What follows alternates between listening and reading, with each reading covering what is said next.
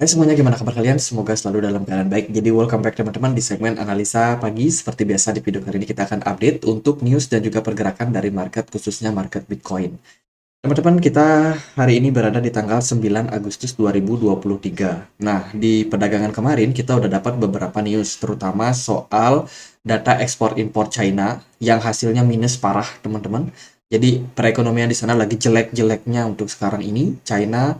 Kemudian data lagi dari Amerika Serikat, yang mana kalau kita lihat ini sesuai dengan forecast. Dan posisi daripada perekonomian Amerika ini masih stagnan, tidak bergerak teman-teman, which is artinya ya permintaan dan penawaran itu nggak jauh-jauh berbeda dari sebelumnya. Kalau kita lihat dari data ini menunjukkan bahwa ekonomi China menurun, kemudian Amerika stagnan. Hari ini akan ada beberapa data, yaitu data CPI serta PPI untuk China. Dari Amerika Serikat akan ada data soal inventory minyak mentah. Jadi dari data-data ini mungkin akan berdampak sama yang namanya pergerakan harga oil serta US dollar. Dan ini mungkin akan mempengaruhi market seperti gold, saham, ataupun kripto.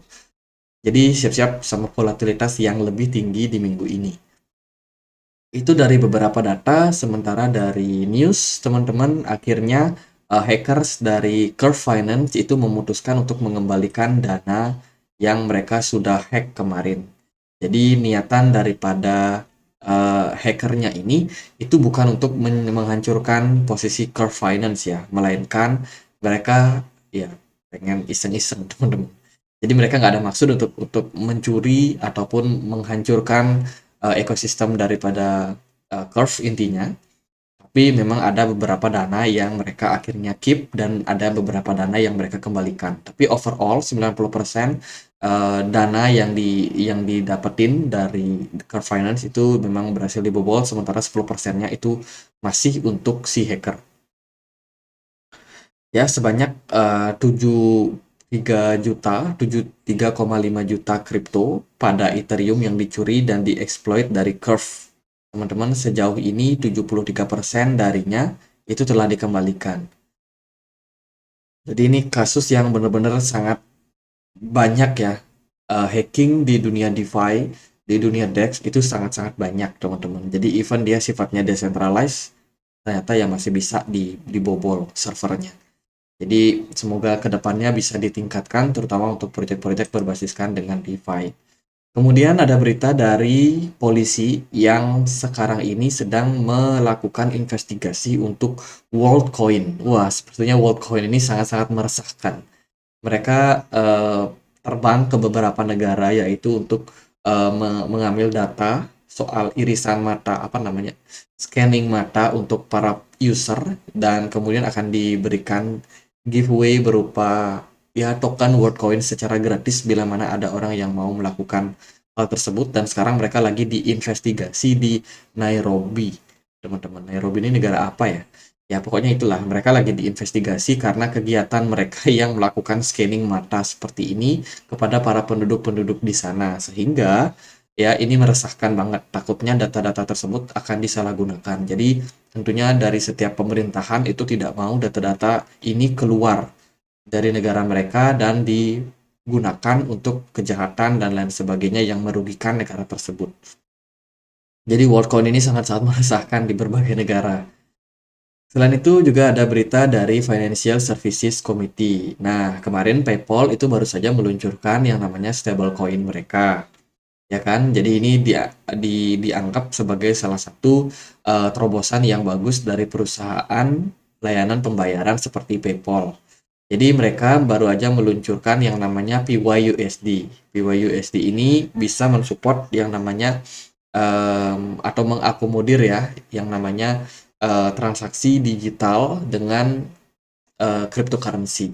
Di sini sebenarnya integrasi yang bagus untuk PayPal, dan tentunya perubahan yang terjadi atau perkembangan yang terjadi yang dilakukan oleh PayPal ini tidak akan berdampak secara langsung sama pengguna di seluruh dunia.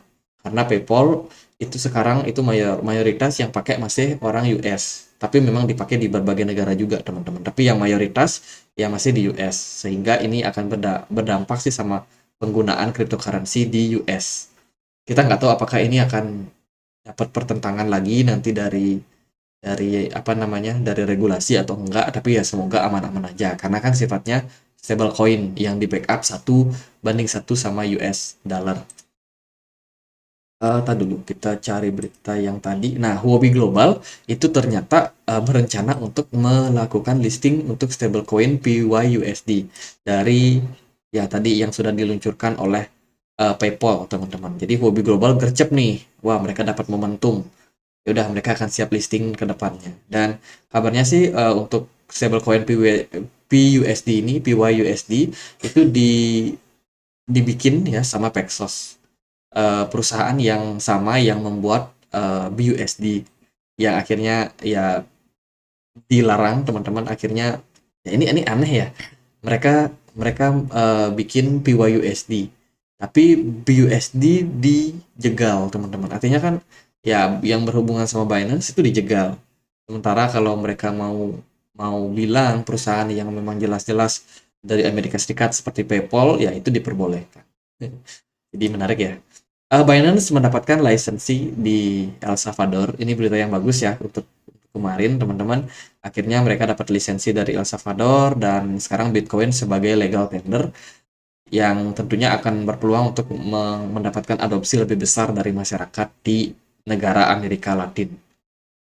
Ya, selamat untuk Binance. Berita yang lain ada Coinbase yang memulai melakukan buyback, teman-teman, untuk mereka punya utang ya. Ya, ini adalah yang dilakukan oleh Coinbase karena mereka mungkin udah dapat cuan, ya kan, dari perdagangan kripto mereka udah dapat cuan dan mereka melakukan buyback. Dan ini mungkin akan berdampak sama yang namanya saham mereka sih, Coinbase, tapi tidak berdampak langsung sama cryptocurrency. Ya, itu beberapa data, teman-teman. Sisanya kita udah spill semua di komunitas Telegram. Buat teman-teman yang ikutin kita di Telegram, aku rekap ya tadi pagi Bitcoin udah balik ke 30.000. Nah, ini ada beberapa data yang memang aku post ya supaya mengingatkan teman-teman kalau ya beberapa data akumulasi yang kita udah spill dari hari Sabtu kemarin, paus sebulan sedikit mengurangi Bitcoin mereka. Kami telah melihat beberapa menukar stablecoin mereka dengan lebih banyak Bitcoin. Jika tren berlanjut, maka harga rebound ke 30.000 dan seterusnya. Ini data dari sentimen. Kita udah post hari Sabtu kemarin. Jadi kalau teman-teman ada yang lihat, ada yang baca, ya kongret aja. Mungkin udah dapat cuan juga dari scalping jangka pendek. Ini data soal rasio akumulasi juga yang menunjukkan jangka panjang Bitcoin berada dalam proses yang sangat-sangat baik ya untuk diakumulasi karena baru aja kita bikin level bottom kemarin di harga sekitar 15 ribuan. Sekarang kita ongoing untuk masuk ke level yang jenuh beli, teman-teman. Ini datanya cukup berkorelasi lah. Kemudian yang lain ada Bitcoin mengalami lonjakan. Ini ada data yang menunjukkan dari Glassnode, teman-teman, yang mana Bitcoin mendapatkan permintaan beli yang cukup besar. Arus stablecoin ke bursa melebihi arus dari Bitcoin, menunjukkan minat beli yang tinggi. Overall hari Sabtu kita udah bahas juga ya. Dan ya sementara korelasi data on-chain sama pergerakan Bitcoin cukup bagus ya. Dan Bitcoin hari ini naik, teman-teman. Ini udah turun lagi sih. Padahal sebelumnya ada di kisaran 30.000. Tapi ya semoga bisa bertahan, teman-teman. Kalau kita perhatikan dari beberapa pergerakan market kemarin, US dollar agak sedikit tertekan ya. Hopefully memang US dollar ini bisa turun dulu deh. Kenapa? Karena US dollar ini udah naik terlalu lama dan kemarin sih sempat sebenarnya drop, tapi pelan-pelan dia recover balik lagi. Semoga sih ini potensialnya menjadi double top. Sehingga buat aset-aset lain, aset-aset yang seperti saham, seperti gold, itu dapat momentum untuk menurun, teman-teman. Jadi sementara itu kalau kita lihat dari pergerakan US dollar memang masih menguat terbatas, tapi dia masih belum sanggup sepertinya akan menembus level 103 dolar. Jadi ya itu harapannya untuk US dollar. Kemudian pergerakan dari XAU atau gold ini mengalami koreksi harga di perdagangan kemarin ya, 0,5%. Terus juga S&P 500 juga nyusap, teman-teman. Aku kira kemarin dia rebound, tapi ternyata malah turun sekarang ya sekitar 0,42%. Tapi Bitcoin nih yang mengejutkan. Bitcoin tiba-tiba rally. Dan kita akan lanjut pembahasannya dengan analisa yang kemarin. Teman-teman, overall pergerakan Bitcoin masih dalam ascending channel. Ya kan, kemarin kita expect ada dua skenario yang bisa terjadi. Yang pertama yaitu Bitcoin bullish. Yang kedua Bitcoin bearish. Nah, level support yang harus teman-teman perhatikan sebagai indikasi awal jika Bitcoin ini bearish adalah level 28.000. Ya, itu 28.000. Kalau level tersebut di breakdown oleh Bitcoin, maka sinyalnya udah jelek banget buat Bitcoin dan kemungkinan mengarahkan pergerakan Bitcoin pada posisi downtrend. Akan tetapi, Bitcoin juga bergerak dalam sebuah pola yang namanya falling wedge pattern. Kemarin kita udah bahas dalam time frame yang lebih kecil, Bitcoin ini bergerak turun ya, meskipun turun, tapi pola pergerakannya itu adalah pola-pola reversal. Falling wedge pattern. Nah, kurang lebih polanya kayak gini, teman-teman. Di sini kita hopefully pergerakan harga Bitcoin kembali bullish. Tapi untuk pergerakan bullish itu tentunya perlu didukung oleh data-data seperti ya likuidasi di market seperti apa, Fed balance sheet seperti apa. Karena kalau kita berharap harganya bullish secara teknikal itu tentunya tidak mendukung ya. Yang paling mendukung sih volume. Makin banyak volume yang masuk ke exchange, ke Bitcoin, itu tentunya menjadi sentimen yang bagus karena asumsinya adalah market lebih banyak untuk melakukan perdagangan. So, kenaikan Bitcoin mungkin bisa terrealisasi.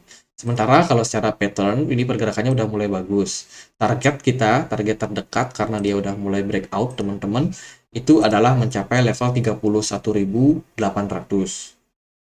Nah, tapi yang perlu teman-teman harus ingat adalah Bitcoin belum closing di time frame daily. Jadi akan lebih baik kalau hari ini tanggal 9 Agustus teman-teman harus cermati ya.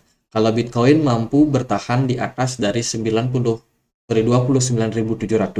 itu adalah sinyal positif untuk Bitcoin kembali rally menguat. Syukur-syukur kalau dia bisa targetnya ke 32.000.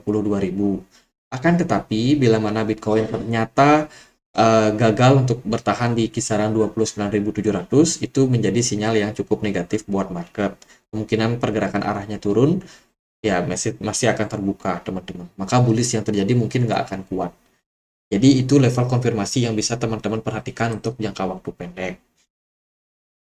Ya, itu sih kalau dari time frame 4 jam, pergerakan Bitcoin, kenaikan Bitcoin ini ditunjang sama volume perdagangan yang naik. Kemudian juga posisi smart money yang juga cenderung naik. Ini merupakan sebuah sinyal yang bagus buat market. Semoga memang masih akan diberikan momentum untuk naik. Kalau dia koreksi ya sejelek-jeleknya dia bisa koreksi sampai 29.500. Tapi yang paling penting untuk sekarang ini adalah melihat closing time frame daily untuk Bitcoin. Jam 7 WIB ya, jam 7 pagi WIB. Itu sih waktu closingnya yang penting untuk teman-teman lihat. Ya gitu aja buat Bitcoin saya rasa. Kemudian BTC Dominance masih menguat. Mungkin altcoin ada yang udah naik ya, tapi kenaikannya cenderung terbatas. Mungkin ada beberapa aja yang rally-nya cukup gila-gilaan. Ada PP yang naik, kemudian ada Stack naik juga, kemudian Solana ini juga menguat ya. Solana kayaknya ada good news nih Solana. Sama token kemarin yang anjlok yaitu si Bryce, teman-teman. Ini udah recover 7%. Nah, gitulah pergerakan market. Semoga nanti bisa di follow up dengan baik. Kita lihat closing time frame daily hari ini seperti apa. Jadi gitu aja. Semoga videonya bisa bermanfaat. Dan akhir kata saya Andre. Makasih.